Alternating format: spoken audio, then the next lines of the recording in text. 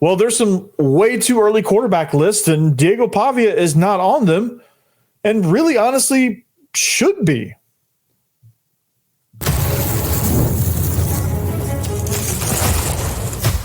You are Locked On Vandy, your daily podcast on the Vanderbilt Commodores, part of the Locked On Podcast Network, your team every day.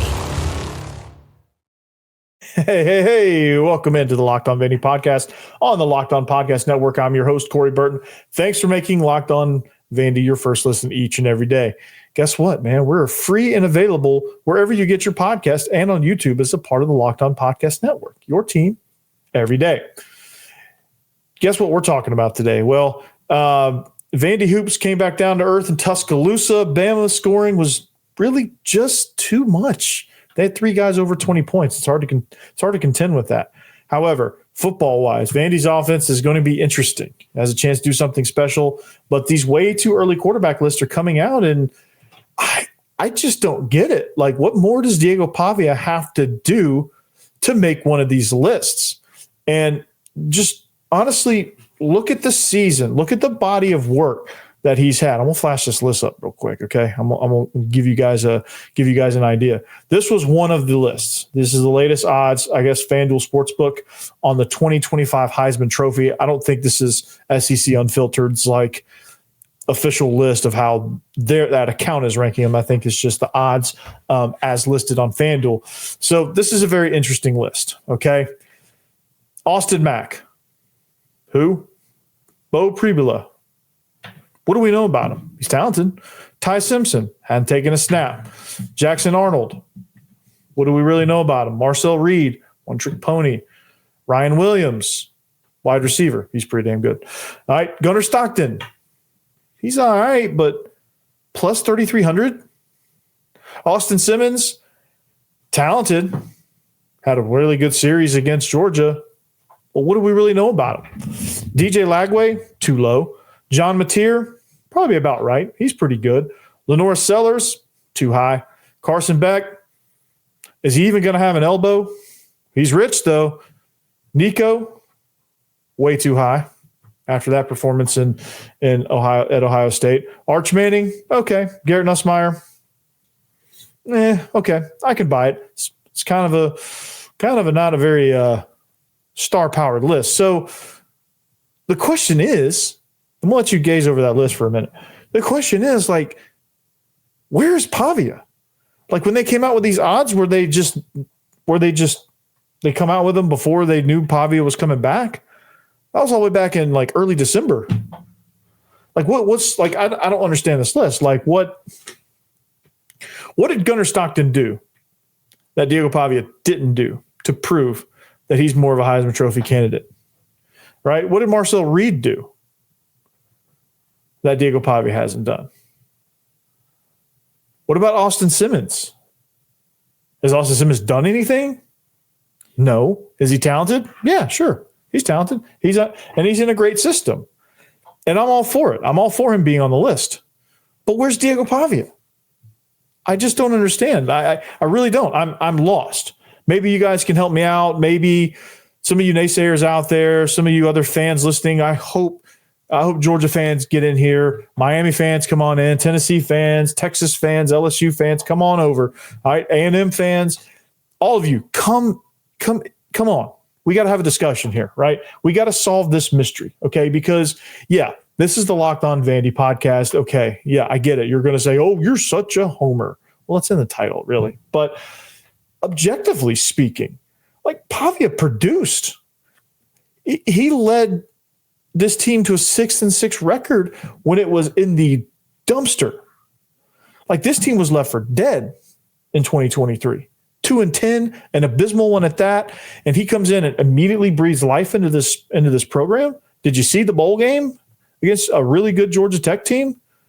I mean, Georgia Tech's a good pro. I mean, they're not a top 10 program.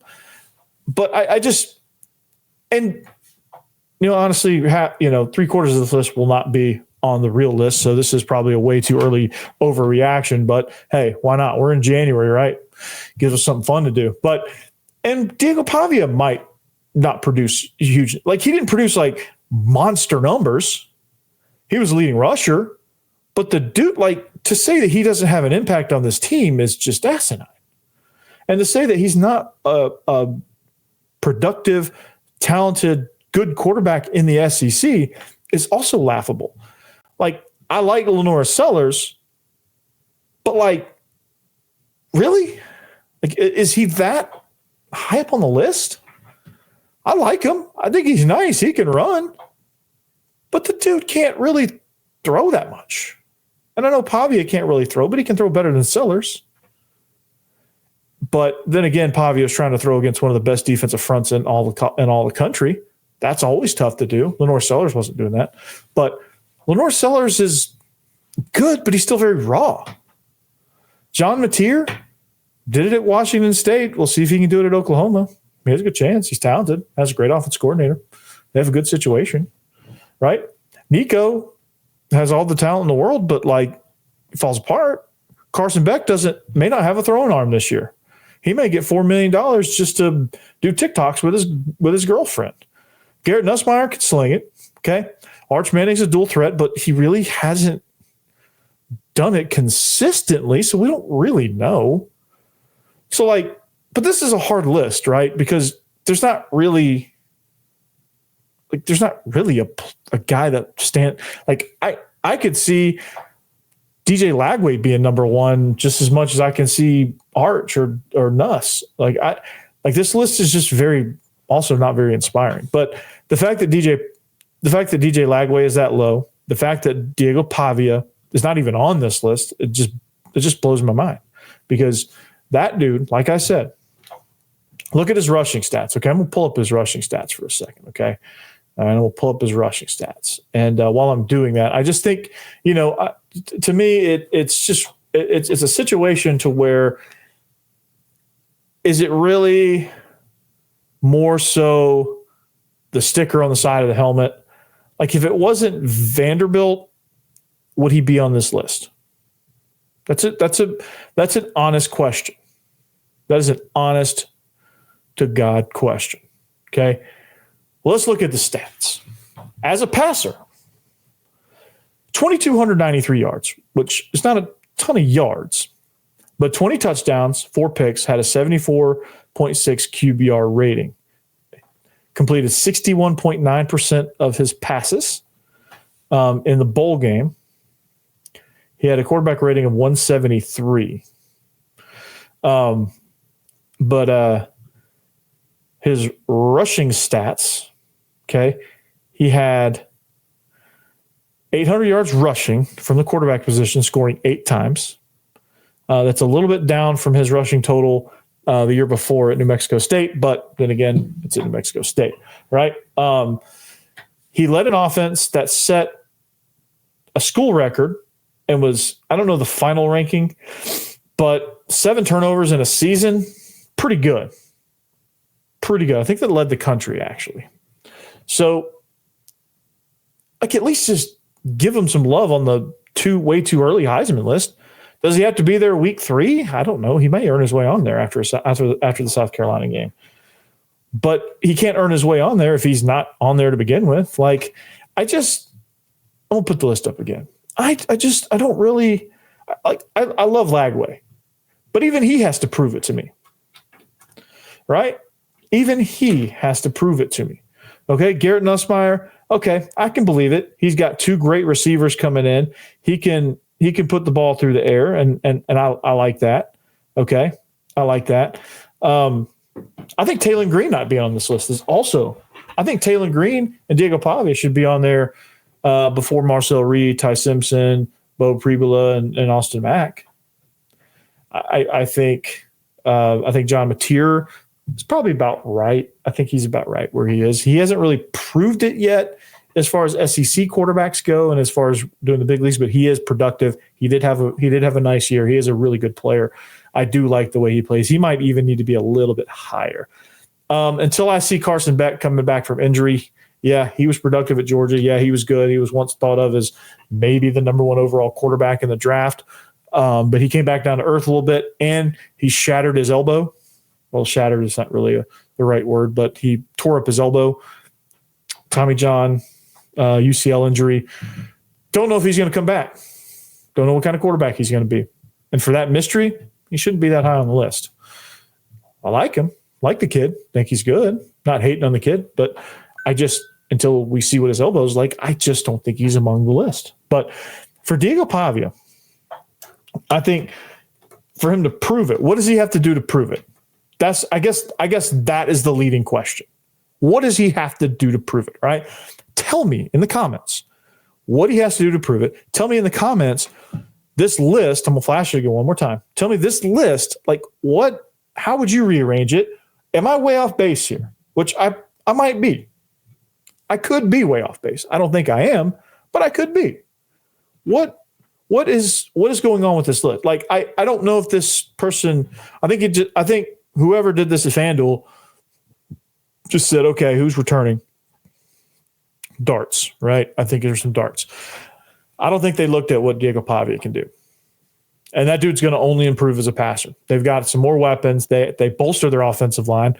They need to add a couple more pieces, find a running game, which we're going to talk about more. We're going to talk about more of what he needs to do to get on that list, because I think it's pretty wild that he's not on the list. So who knows? But we're going to talk about what he needs to do now, I think, to be able to say, hey, I deserve to be on that list. We'll do that next. All right. This message is brought to you by Prizepicks, the place to get real money sports action. With over 10 million members and billions in winnings, Prizepicks has changed the game in daily fantasy sports. Whether it's the playoffs or regular season, Prizepicks has made it even easier than ever to win big while enjoying all football action. Now it's time. It's playoff time. It's championship weekend time. And there's no better way to get on the action with Prizepicks. Here's how it works. You simply pick more or less on at least two players. And if your pick hits, you could win up to 1,000 times your cash. Yeah, that's right. 1,000 times your money just by making a few simple picks. For me, I'm all about the hot takes. So this week, Saquon Barkley, if his more or less is a half a touchdown, I'm smashing the more on that one. That dude's special. And then whatever, I'm going to take Josh Allen. I'm going to take his rushing yards. I'm going to take it because it's going to be cold, but I'm going to take his rushing yards. All right. So here, I love this because it's fun to predict and it's easy to play. Plus with Prizepicks Flex Play, you can still double your money even if one of your picks doesn't hit. And with the app, you get your winnings fast, sometime in as little as 15 minutes. Are you ready to run your game this football season? Download the app today. Use code LOCKEDONCollege to get $50 instantly after you play your first $5 lineup. That's right, $50 just for playing. Don't wait. Take your game to the next level with Prizepicks. Prizepicks, run your game. Speaking of running your game, you should run your game right on over to the Joint Chiropractic, because if you need an adjustment, they will take care of you. I promise. They'll get you right. They'll get you cracked and all ready to go. You'll be feeling good, feeling loose, feeling ready to take on the world. I know I could definitely use a crack or two because, man, my joints are all over the place. I feel exhausted. Some of this is this cold weather. Holy cow. But Joint Chiropractic, 900 locations nationwide. Find one nearest to you. They'll do an individualized plan for you that can be flexible every single week. And they evaluate you every single week. Hey, what's going on? What's new? What do we need to fix? And they'll fix you right up. So visit the Joint Chiropractic. I go to the one in Bellevue. If you're in that area, you should too. If I see you, I'll sign an autograph. Not that I'm that important, but nonetheless, get it done. Get there. Hey, what's up, guys? Thanks for making Locked On Vandy podcast your first listen each and every day. If you need a second listen, Locked On SEC is where to go. Locked On SEC is kind of that glue that holds everything together. It kind of brings it all together. The entire conference gets together in one place. We do a squad show at that. And so we get together and we have fun, like talking about Missouri's Painted Rocks and, who's Sydney Thomas, who's in her DMs. Like we talk about hard-hitting stuff, right? So you should check that out. But anyway, back to this list, okay? Because I don't say I'm floored because I don't want to be that like overreaction guy, but okay, I'm floored. Okay, because I just don't understand this list. Like Ty Simpson, I like him. I think I don't know that he's gonna be Bama's quarterback. They seem to think he is, but like He's on there over Diego Pavia, who's produced in 2024.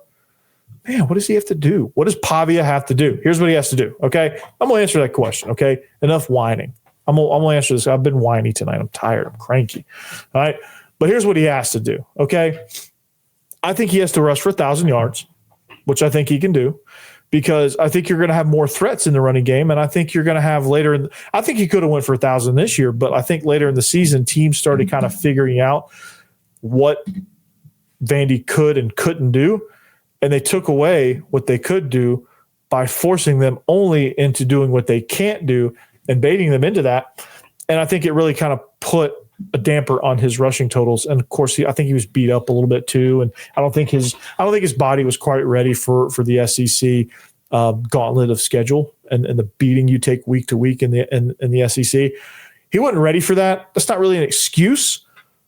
It's just the truth. He wasn't ready for it. And that might be why he is not getting much love this offseason. But he's in the weight room now. He's preparing. I fully expect him. That's one of the things that I think Pavia needs to improve on, which I think will happen naturally. But in the weight room, he's going to be beefed up. I think he's going to be more productive in the run game. And I think that you're going to have, with a full cycle of Coach Steiner, you're going to have a much healthier backfield. You're going to have a much healthier group. You have a better offensive line, a deeper offensive line.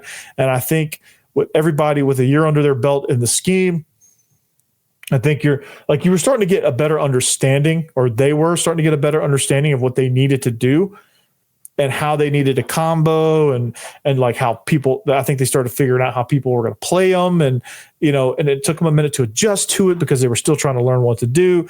Now I think they can go back and watch film and say, okay, now we're ready for this because teams are going to play us this way, that way, and this way. Right. So I think that's going to be an advantage. I think they're going to build in some more wrinkles off of their best plays, like the shovel pass or the speed option or the zone triple, where you have motions and shifts and things. I think you're going to see more of that.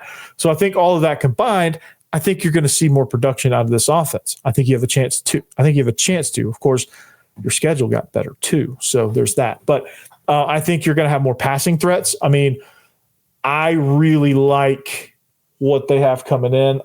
One of my wide receiver hot takes is there's going to be somebody that you have no idea that's going to make an impact. I think that's LeBron Hill. I think he has very long, like deer-like sprint speed. He's very tall. He's got good size, and he's raw. And I don't know if that's going to affect his ability to develop, but I think to have just a big guy, a long guy that can kind of stride and move well, I think that's good to have. I think as you're developing talent and developing chemistry, that's somebody that can really kind of jump into place. So I just think naturally the passing game is going to improve because I think you have a year under your belt. I think you have Pavia here all winter, and I know he's got the scripts. He's got all the game scripts, and he's out there with the guys. No coaches. He's out there with the guys, and they're throwing routes. They're doing things. They're timing up. He's finding his receivers right now. I promise you. Maybe even actually right now as I'm recording. Like, see how dark it is out there? Diego Pavia's probably out there in the cold, probably running routes himself. He's going to throw himself the football, right? So I just think just naturally this offense is going to be more productive because it's just a year later. It's an extra year with a lot of your key pieces coming back. Cedric Alexander, he's coming back. Eli Stowers, coming back. Junior Sherrill, coming back, right? You're replacing a lot of your offensive linemen, but that's okay. I think you have some talented guys, and they'll figure it out. They'll gel, and they'll get on the board, and we'll get it going. I'm kind of concerned that there's no high schoolers coming in this 25 class. Maybe that'll change in 26. Maybe there's a couple guys that will add in a couple weeks. Who knows? But lots of portal season, lots of recruiting season to go. So that'll be interesting how that shakes out. But I'm very curious to watch this team kind of develop. I'm very curious to watch this league develop from the quarterback position. I mean, you look at this list, okay? Take a look at that list. All right. Now, here's the schedule. You play Sellers. You play probably Simpson, maybe. Then you play Nussmeier. You play Pribula,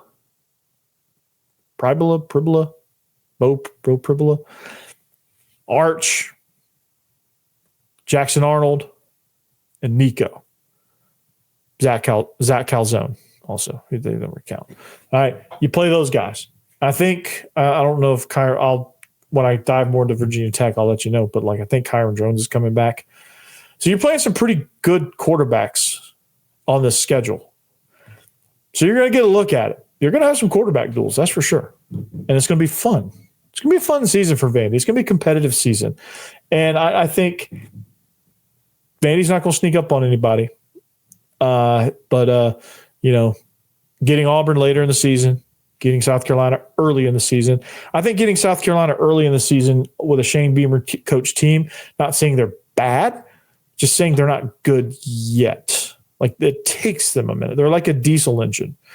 They don't get going very fast unless they play Georgia week 2 when it was Spurrier versus Richt, and those teams will get it going. But under Shane Beamer, typically South Carolina doesn't crank it up until about midseason, and then they make a run.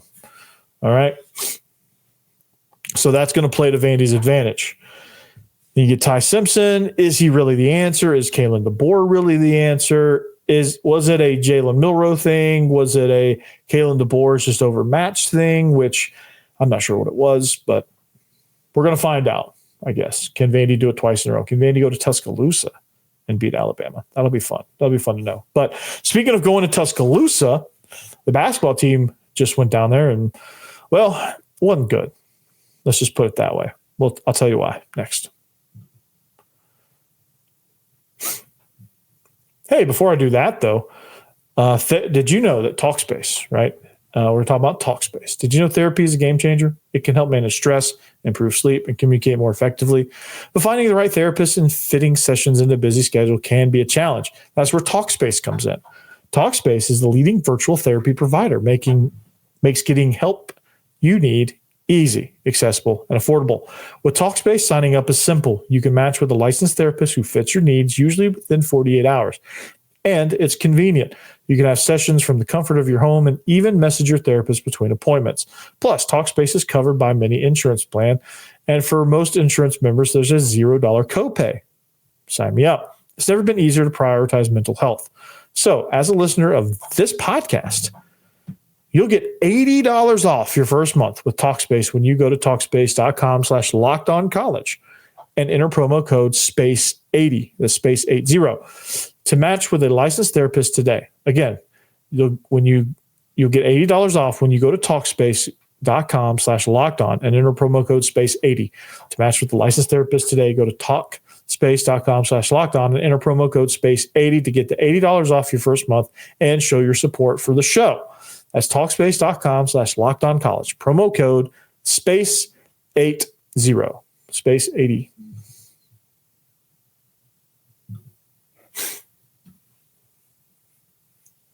All right, wrapping up the show here.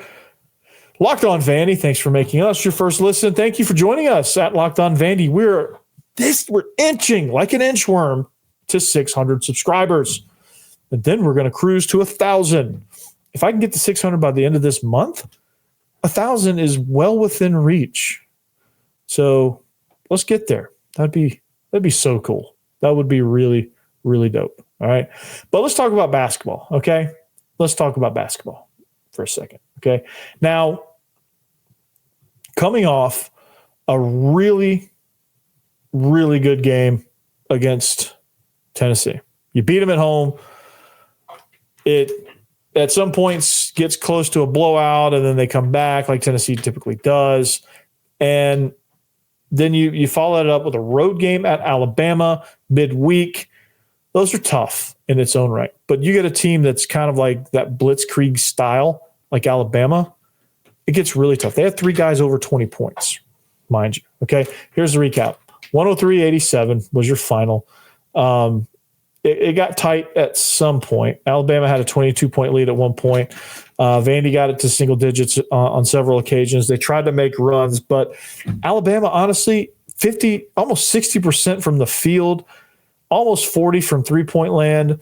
Vandy coming through with a 42.3 3-point percentage. Outstanding. Like, they're showing strides in shooting. But here's the crazy part. They were worse from the field. They couldn't get to the basket.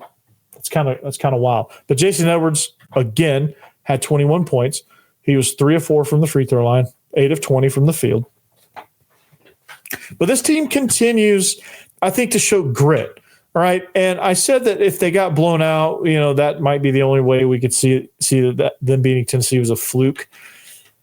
I still don't believe it was a fluke, because like with this team, I saw Vandy only forced 10 turnovers. Alabama does a good job of taking care of the ball. They forced 11 turnovers, which, Vandy can usually get close to 20 against most teams. But Alabama is just such a good shooting team that, like, there were some well-contested shots that were just falling for Alabama. They just got hot. And that's the simplest answer I can give you. Alabama just caught fire. And sometimes you just have to say, yeah, this team is freaking good. But Vandy had 4 guys in double digits. You had Edwards with 21, Nickel with 19, McLaughlin with 10, Hogard with 11. Then you had MJ Collins with 10 off the bench. You had a high-scoring affair here, right? And you had Tyler Nickel, who was 5 of 9 from three-point land, hit some big shots to keep Vandy in the game late. Manning fouled out. He had 4 points. Not very productive night out of him. But unfortunately, you had Jaron Stevenson and Grant Nelson with 10 points apiece, Mark Sears with 21, Mohamed Diabate and Aiden Holloway with 22 points apiece there for a total of and some other guys chipping in with it for a total of 103. So anytime you can eclipse the 100-point mark in basketball, in college basketball, you're having a good night and you're tough to beat. So like I said, I just don't think Vandy was ready for the onslaught. And we knew this was going to happen. Alabama scores points in bunches. They just did. They just did that, right? But Vandy's tough. Vandy was a tough out. They made it difficult on Alabama. But they again, it's just too much, man. And Diabate, not only did he put in 22, but there was an obvious lift there in the second half when Vandy was starting to kind of claw back and punch back a little bit. Diabate said, "You know what? Yeah, we're just going to end all that." And boom, boom, boom, boom, boom, boom. Right? He started to hit. So, Vandy went on a streak of 3-pointers. I don't think I've uttered those words ever about this Mark Byington team, but that's a good feeling. That's 2 nights in a row where they've shot well from 3-point land. Maybe the tide's changing, pun intended. Maybe some things are changing over there at Memorial Gym. Maybe they took what I said to heart. Maybe,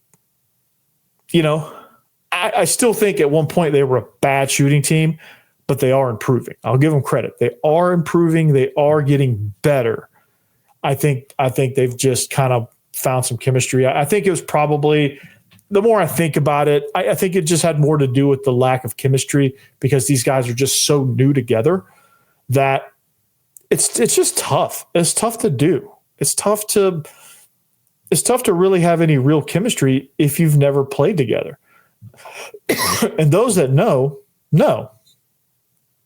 You like that, didn't you? Right? Those who know that it's tough to play together. Like and they could very easily, and I don't think anybody would think much of it, but I think they could very easily, given their portal situation, they could very easily look like 5 guys that just met each other at the Y. They're like, "Hey, how you doing?" "Oh, hey, I'm MJ." "Okay, I'm AJ. I'm Devin. All right, nice to meet you. All right, let's go." Right. But yeah, it was one of those things. But I think one of the takeaways for Vandy before I let you guys go, one of the things I was disappointed in, I didn't see as much ball movement.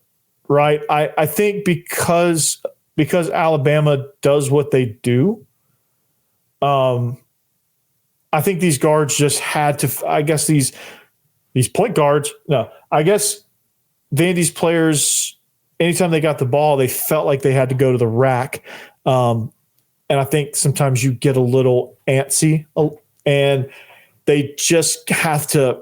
I think with a team that's long and has the shot blocking ability that Alabama does have, you have to move guys out.